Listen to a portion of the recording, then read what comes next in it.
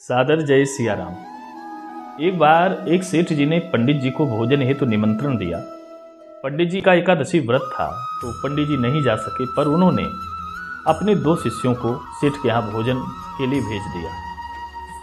जब दोनों शिष्य वापस लौटे तो एक शिष्य दुखी और दूसरा शिष्य प्रसन्न था।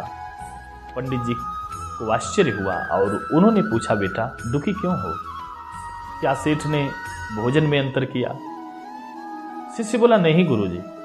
गुरुजी फिर बोले, क्या सेठ ने आसन में अंतर किया? शिष्य बोला, नहीं गुरुजी। गुरुजी फिर बोले, क्या सेठ ने दक्षिणा में अंतर कर दिया? शिष्य बोला, नहीं गुरुजी, बराबर दक्षिणा दिया, 2 रुपए मुझे और 2 रुपए दूसरे को।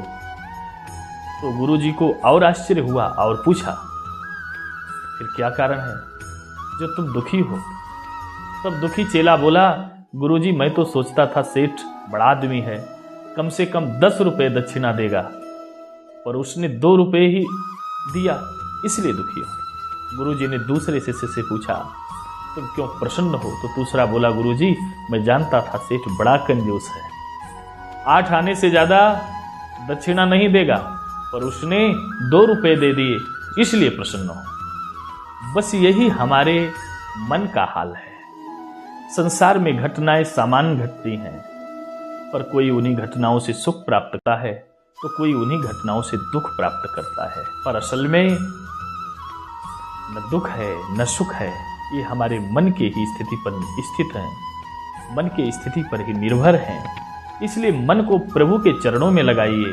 कामना पूरा ना हो तो दुख, और कामना पूरी हो जाए तो सुख, लेकिन यदि कोई कामना ना हो तो आनंद ही आनंद है। इसलिए मन ही मनुष्य के मोक्ष और बंधन का कारण है। मन को परमात्मा में लगाइए, मुकुंद की प्राप्ति होगी। और मन को संसार में लगाएंगे तो फिर संसार में भटकना पड़ेगा। खुश रहिए, खुशियां बांटते रहिए। जय सिया राम।